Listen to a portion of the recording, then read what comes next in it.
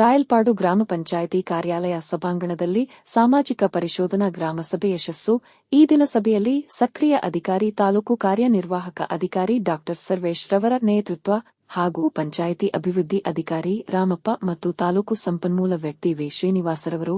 ಈ ದಿನ ಸಭೆಯ ಗೌರವಾನ್ವಿತ ಹಿರಿಯರು ಹಾಗೂ ಸಮಾಜದ ಜನರ ಪರ ಅಭಿವೃದ್ಧಿ ಮುಖಂಡ ಅಧ್ಯಕ್ಷರು ಸಿಮೆಂಟ್ ನಾರಾಯಣಸ್ವಾಮಿ ಅವರು, ಪಂಚಾಯಿತಿ ಕಾರ್ಯದರ್ಶಿ ಚಂದ್ರಪ್ರಕಾಶ್ ರವರು ಹಾಗೂ ಸಿಬ್ಬಂದಿ ವರ್ಗ ಮತ್ತು ಆಡಿಟ್ ಸಿಬ್ಬಂದಿ ವರ್ಗ, ಊರಿನ ಪ್ರಮುಖರು, ಗಣ್ಯರು, ಹಿರಿಯರು, ಜನಸಾಮಾನ್ಯರು ಎಲ್ಲರೂ ಉಪಸ್ಥಿತರಿದ್ದರು. ಈ ಸಂದರ್ಭದಲ್ಲಿ ಸಭೆಯಲ್ಲಿ ಸಕ್ರಿಯ ಅಧಿಕಾರಿ ಪಿಡಿಒ ರಾಮಪ್ಪ ರವರು ಮತ್ತು ತಾಲೂಕು ಸಂಪನ್ಮೂಲ ವ್ಯಕ್ತಿ ಶ್ರೀನಿವಾಸ್ ರವರು ಸಾಮಾಜಿಕ ಪರಿಶೋಧನಾ ಗ್ರಾಮ ಸಭೆ ಕಾರ್ಯಕ್ರಮ ಕುರಿತು ಸಲಹೆ ಸೂಚನೆಗಳು ವ್ಯಕ್ತಪಡಿಸಿದರು. ಈ ಸಭೆಯಲ್ಲಿ ಸುಮಾರು 7 ದಿನಗಳ ಕಾಮಗಾರಿಗಳ ಬಗ್ಗೆ ಪರಿಶೀಲಿಸಿ, ಸಾಮಾಜಿಕ ಪರಿಶೀಲನಾ ತಂಡದವರು ಎಲ್ಲಾ ಕಾಮಗಾರಿಗಳ ಅಭಿವೃದ್ಧಿ ಸಮರ್ಪಕವಾಗಿದೆ ಎಂಬುದಾಗಿ ಸಭೆಯಲ್ಲಿ ಅಧಿಕಾರಿಗಳು ತಿಳಿಸಿದರು. ಸಭೆಯ ಜನಸಾಮಾನ್ಯರ ಯಾವುದೇ ಕೆಲಸಗಳಾಗಲಿ ಸ್ಥಳ ತನಿಖೆ ಮಾಡಿ ಪರಿಶೀಲಿಸಿ ತಕ್ಷಣ ನಿಮ್ಮ ಕೆಲಸಗಳು ಮಾಡುತ್ತಿವೆ ಎಂಬುದಾಗಿ ಪಿಡಿಒರವರು ಆಶ್ವಾಸನೆ ನೀಡಿದರು. 15ನೇ ಹಣಕಾಸು ಯೋಜನೆ, ಮಹಾತ್ಮ ಗಾಂಧಿ ರಾಷ್ಟ್ರೀಯ ಗ್ರಾಮೀಣ ಉದ್ಯೋಗ ಖಾತ್ರಿ ಯೋಜನೆಯಲ್ಲಿ ಅನುಷ್ಠಾನವಾಗಿರುವಂತಹ ಖರ್ಚು ವೆಚ್ಚಗಳು ಮತ್ತೆ ರಾಜ್ಯ ಹಣಕಾಸು ಯೋಜನೆಯಲ್ಲಿ ಏನು ಖರ್ಚು ವೆಚ್ಚಗಳಾಗಿದೆ ಅನ್ನುವಂಥ ಮಾಹಿತಿನ ಸಂಪೂರ್ಣ ಮಾಹಿತಿ ತಮ್ಮ ಮುಂದೆ ಚರ್ಚೆ ಮಾಡ್ತೀವಿ. ಇವತ್ತು ಅಜೆಂಡಾ ಇಟ್ಕೊಟ್ಟಿರುವಂತದ್ದು ಏನಂದ್ರೆ ಯೋಜನೆ ಬಗ್ಗೆ ತಿಳಿಸಿ ಹೇಳುವಂಥದ್ದು. ಯಾಕಂದ್ರೆ ನಮ್ಗೆ ಇದರಲ್ಲಿ ನಿರ್ಣಯ ಆಪ್ ಅಲ್ಲಿ ಕೆಲವೊಂದು ಸ್ಲೈಡ್ಸ್ ಪ್ರಕಾರನೇ ಹೋಗ್ಬೇಕಾಗುತ್ತೆ. ಅದನ್ನ ಇದು ಡಾಕ್ಯುಮೆಂಟ್ರಿ ಆಗುತ್ತೆ, ವೆಬ್ಸೈಟ್ ಅಲ್ಲಿ ಅಪ್ಡೇಟ್ ಆಗ್ತದೆ. ಆ ಕಾರಣದಿಂದಾಗಿ ಮೊದಲನೇದಾಗಿ ನಾವು ಯೋಜನೆ ಬಗ್ಗೆ ಪ್ರಾಸ್ತಾವಿಕವಾಗಿ ಒಂದಷ್ಟು ಮಾಹಿತಿ ತಿಳಿಸಿ ಹೇಳಬೇಕಾಗ್ತದೆ. ಮತ್ತೆ ಅನುಪಾಲನೆ ಸಂಬಂಧಪಟ್ಟಂಗೆ ಇಂದಿನ ಸಾಮಾಜಿಕ ಲಕ್ಷ್ಯ ಪರಿಶೋಧನೆಯಲ್ಲಿ ಅವಧಿಯಲ್ಲಿ ಏನು ಕಂಡು ಬಂದಿದೆ ಗಂಭೀರ ಅಂಶಗಳಿಗೆ ಸಂಬಂಧಪಟ್ಟಂಗೆ ಏನೇನು ಅನುಪಾಲನಾ ಕ್ರಮಗಳಾಗಿದೆ ಅನ್ನುವಂಥದ್ದನ್ನ ಸಭೆ ಮುಂದೆ ಓದಿ ತಿಳಿಸಬೇಕಾಗ್ತದೆ.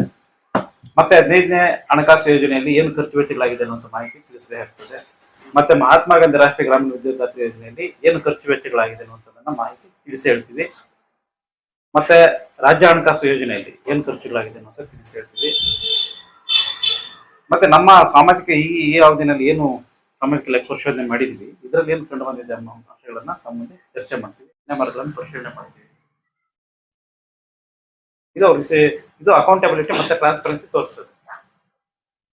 ಮತ್ತೆ ಮೂರನೇದಾಗಿ ಬಂದು ಕಟ್ಟಕಡೆ ವ್ಯಕ್ತಿಗಳನ್ನ ಗುರುತಿಸುವಂಥದ್ದು, ಅಂದ್ರೆ ಎಂಪವರ್ಮೆಂಟ್ ಅನ್ನುವಂಥದ್ದು. ಅಂದ್ರೆ ನಾನು ಹೇಳಿದ್ನಲ್ಲ ಅವಾಗಲೇ, ಏನು ಒಂಟಿ ಮಹಿಳೆಯರಾಗ್ಲಿ, ಆರ್ಥಿಕವಾಗಿ ಹಿಂದುಳಿದಂಥವರಾಗ್ಲಿ, ಜಾತಿ ಪರಿಶಿಷ್ಟ ಪಂಗಡಗಳು, ಇವರಿಗೆ ಕ್ರಿಯೋಜನೆ ಮಾಡುವಂಥ ಸಂದರ್ಭದಲ್ಲಿ ಅವ್ರಿಗೆ ಆದ್ಯತೆ ಕೊಡಬೇಕಾಗ್ತದೆ. ಯಾಕಂದ್ರೆ ನಮ್ಗೆ ಈಗ 4 ಪ್ರವರ್ಗಗಳೇನಿದೆ, 4 ಪ್ರವರ್ಗಗಳು ಒಂದು ಯೋಜನೆ ಅನುಷ್ಠಾನ ಸಂದರ್ಭದಲ್ಲಿ ನಮಗೆ ನೀರ ಜಲಮೂಲಗಳನ್ನು ಅಭಿವೃದ್ಧಿಪಡಿಸ್ತದೆ, ವೈಯಕ್ತಿಕ ಕಾಮಗಾರಿಗಳನ್ನ ಮಾಡ್ಕೊಬೇಕಾಗ್ತದೆ, ಮತ್ತೆ ಮೂಲಭೂತ ಸೌಕರ್ಯಗಳು ಕೊಡಬೇಕಾಗ್ತದೆ, ಮತ್ತೆ ಮಹಿಳೆಯರಿಗೆ ವಿಶೇಷ ಇದರಲ್ಲಿ ಅದನ್ನ ಇದು ಕಾಮಗಾರಿಗಳನ್ನು ಕೊಡಬೇಕಾಗ್ತದೆ. ಇದು ಈ ಒಂದು ಗುಂಪುಗಳನ್ನ ಸೇರಿಸಿಕೊಂಡು ಇವರಿಗೆ ಆದ್ಯತೆ ಕೊಟ್ಟು ಈ ಕೆಲಸಗಳನ್ನು ಮಾಡಿಸ್ಕೊಂಡು, ಮತ್ತೆ ಕೊನೆಯದಾಗಿ ಬಂದು ಇಂಪ್ಲಿಮೆಂಟೇಷನ್ ಯಾವ ತರ ಇದೆ ಅನ್ನೋದು ಗಮನಿಸಿ ನಾವು ಸೋಷಿಯಲ್ ಆಗಿದೆ. 74,540 ಜೀರ್ಮಾಕಲ್ಪಲ್ಲಿ ಗ್ರಾಮದ ನಾಗಮ್ಮ ಕೆರೆ ಕೋಡಿಯಿಂದ 4 ಸಾಲ ಕೋಟೆವರೆಗೂ ಕಾಲುವೆ ಮತ್ತು ರಿವಿಟ್ಮೆಂಟ್, ಅಂದಾಜು ಮತ್ತು 5 ಲಕ್ಷ ಕೂಲಿ 77,700. ಜೀರ್ಮಾಕಲ್ಪಲ್ಲಿ ಗ್ರಾಮದ ಮುಸಲು ಗಂಗಮ್ಮ ಗುಡಿಯಿಂದ ಕೊತ್ಕುಂಟೆ ಕೋಡಿವರೆಗೂ ಕಾಲುವೆ ಮತ್ತು ರಿವಿಟ್ಮೆಂಟ್, ಅಂದಾಜು ಮತ್ತು 7 ಲಕ್ಷ ಕೂಲಿ 1,94,250. ರಾಯಲ್ಪಾಡು ಗ್ರಾಮದ ನೇರ್ಲೆ ಕೆರೆ ಹೂಳೆತ್ತೋ ಕಾಮಗಾರಿ, ಅಂದಾಜು ಮತ್ತು 7 ಲಕ್ಷ ಕೂಲಿ 3,55,570. ಬಸ್ನಪಲ್ಲಿ ಗ್ರಾಮದ ಸಮುದಾಯ ಸೋಪ್ಪಿಟ್ ಕಾಮಗಾರಿ, ಅಂದಾಜು ಮತ್ತು 1,50,000 ಕೂಲಿ 61,050.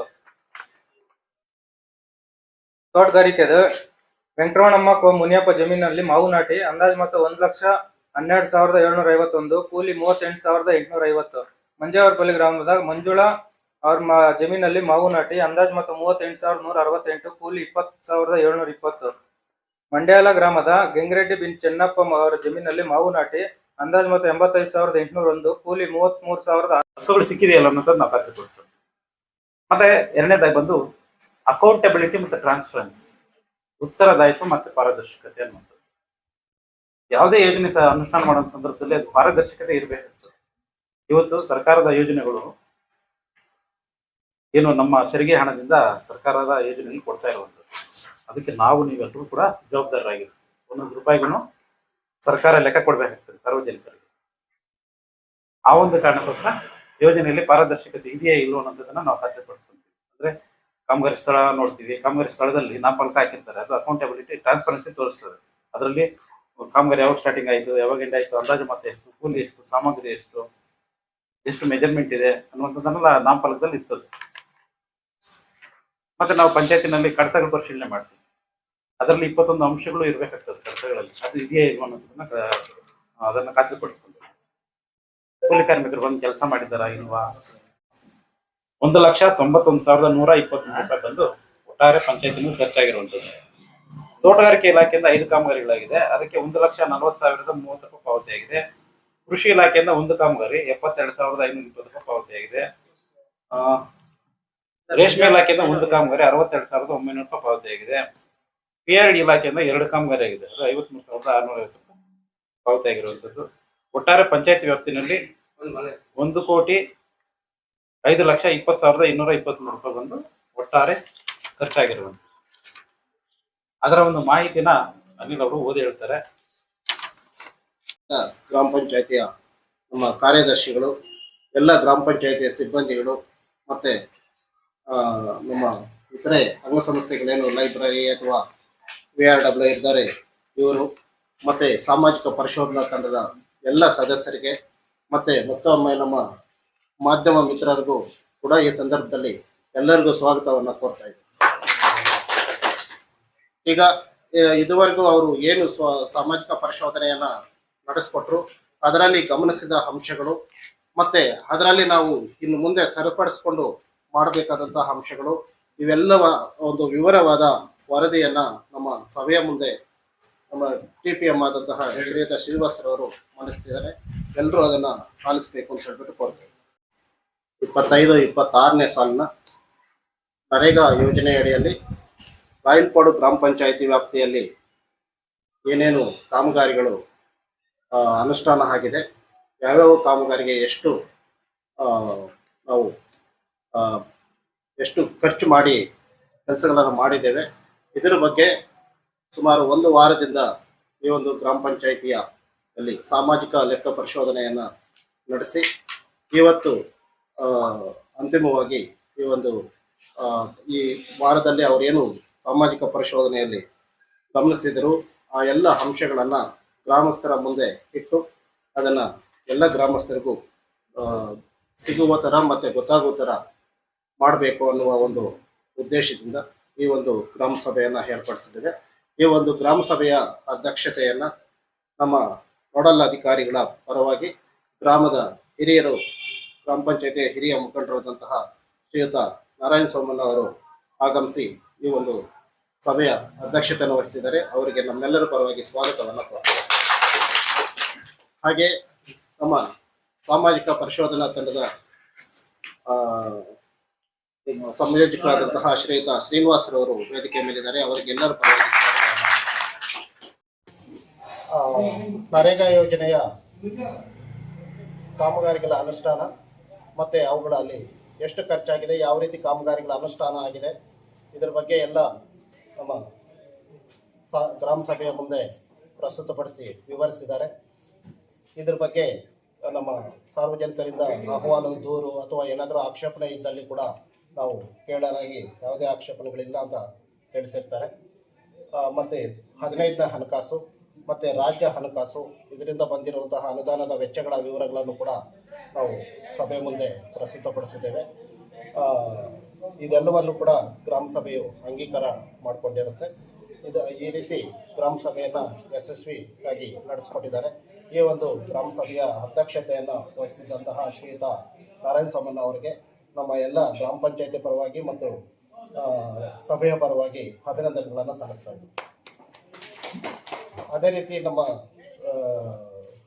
ಕಾಮಗಾರಿಗಳ ಬಗ್ಗೆ ವಿವರಗಳನ್ನು ನೀಡಿದ ಸಾಮಾಜಿಕ ಪರಿಶೋಧನೆಯ ಒಂದು ಉದ್ದೇಶ ಮತ್ತು ಇದರ ಒಂದು ಉಪಯುಕ್ತತೆಯ ಬಗ್ಗೆ ತಿಳಿಸ್ಕೊಟ್ಟಂತಹ ಶ್ರೀನಿವಾಸ್ ರವರಿಗೆ ನಾನು ಈ ಒಂದು ಸಭೆಯ ಪರವಾಗಿ ಅಭಿನಂದನೆಗಳನ್ನು ಸಲ್ಲಿಸ್ತಾ ಇದ್ದೇನೆ.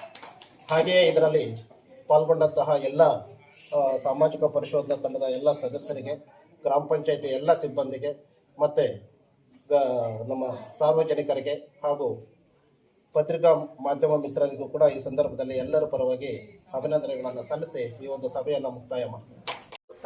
ಪಂಚಾಯತಿಯಲ್ಲಿ ನಮಗೆ ನರೇಗಾ ಆಕ್ಟ್ ಅಲ್ಲಿ ಅವಕಾಶ ಮಾಡಿಕೊಟ್ಟಿದ್ದಾರೆ. ಇದರಲ್ಲಿ ನರೇಗಾ ಆಕ್ಟ್ ಅಲ್ಲಿ ನಾವು ನೋಡಕ್ ಹೋದಾಗ ಈ ನರೇಗಾ ಆಕ್ಟ್ ಅಲ್ಲಿ ಕೆಲವೊಂದು ರಿಯಾಯಿತಿಗಳಂತ ಕೊಟ್ಟಿದ್ದಾರೆ. ಒಂದೇನು ವಯಸ್ಸಾದಂಥವ್ರಿಗೆ, ಅಂಗವೈಕಲ್ಯ ಇರುವಂತವ್ರಿಗೆ, ಇಂಥವ್ರಿಗೆ ವಿಶೇಷ ಆದ್ಯತೆ ಕೊಡ್ಬೇಕನ್ನೋಂಥದ್ದು ಇದೆ.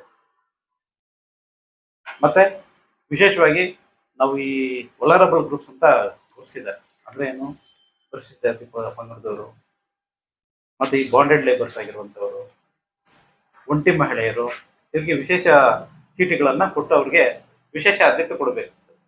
ಇದು ಕೊಟ್ಟಿದ್ದಾರೆ ಅನ್ನುವಂಥದ್ದನ್ನು ಸೋಷಿಯಲ್ ಆಕ್ಟ್ ಅಲ್ಲಿ ನಾವು ಖಾತ್ರಿಪಡಿಸ್ಕೊಳ್ತೀವಿ. ಇದು ಅವರ ಹಕ್ಕುಗಳು.